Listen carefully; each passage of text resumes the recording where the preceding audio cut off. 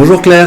Bonjour Anthony. Alors aujourd'hui, vous voulez nous parler d'un concept qui devient de plus en plus important pour les sociétés de retail aux États-Unis, c'est le multicanal. Exactement, et même plus que le multicanal, j'aimerais vous parler d'omnicanal.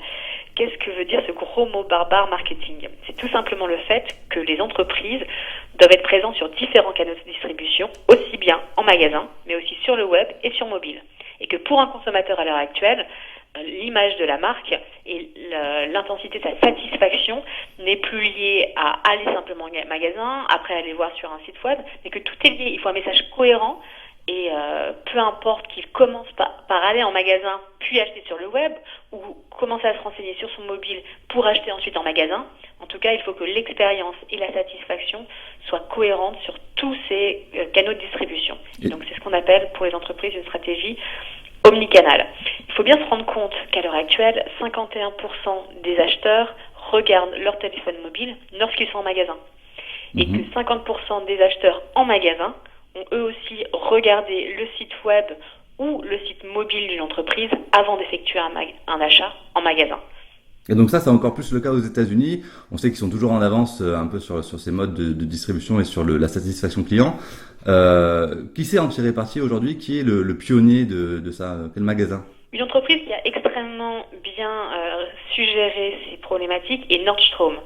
C'est les Galeries Lafayette américains qui ont un effort client de tous les instants, qui ont su investir sur des plateformes web, sur des plateformes mobiles surtout, pour donner une expérience client de très grande qualité, où que l'on soit, quels que soient les points de contact qu'ils peuvent avoir avec leurs clients, et donc donner une expérience où les clients sont enchantés, qu'ils viennent dans un magasin Nordstrom ou qu'ils fassent leurs achats sur leur mobile. Et d'ailleurs, ce qui est très intéressant, c'est que cette révolution digitale est aussi incarnée à l'intérieur de l'expérience d'achat, même en magasin. Les vendeurs vont avoir un iPad qui vont leur permettre de connaître le stock, de directement communiquer avec leurs assistants qui sont en back-office pour rester avec le client pendant que leur assistant va chercher la paire de chaussures à la bonne pointure.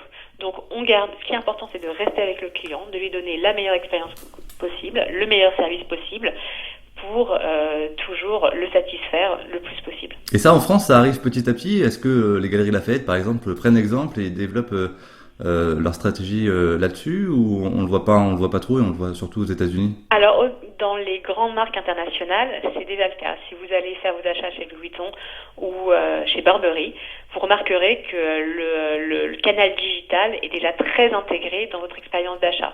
Parce que les clients ne vont pas, c'est réellement une demande des clients, même si c'est très difficile pour les entreprises de s'adapter, de savoir passer d'un canal à l'autre. Et même si ça demande des investissements, ça demande encore plus d'avoir une stratégie client. Cela est essentiel pour des consommateurs comme nous qui sommes connectés et qui ne sont qu'à un clic des concurrents. Après, il y a Amazon aussi qu'on connaît bien et qui est assez fort là-dessus, non? Évidemment, parce que quand vous êtes chez la Fnac, votre premier réflexe va sans doute être de sortir votre mobile et de regarder le prix sur Amazon. Donc le concurrent direct des magasins physiques, ce sont évidemment les magasins virtuels. Et Amazon est le champion incontesté de la satisfaction client. Il y a des taux de satisfaction qui sont toujours extrêmement élevés, en croissance, grâce à une politique de retour exceptionnel, une politique de livraison qui est de premier plan, et aussi une sélection de plus en plus importante de marchandises. Donc vos achats de Noël, maintenant vous pouvez tout faire sur Amazon très simplement. Maintenant attention, parce que d'un point de vue boursier, nous privilégions évidemment ces entreprises qui ont les plus hauts taux de satisfaction, ce taux de satisfaction en croissance, ces entreprises qui sont centrées sur le client, qui ont une stratégie client. Cependant, tout a un prix. Et Amazon, qui a pris plus de 100% sur la dernière année. Sur 2015, ouais. Voilà, sur 2015, est arrivé à un cours qui... Je crois que c'est 300 fois le PE.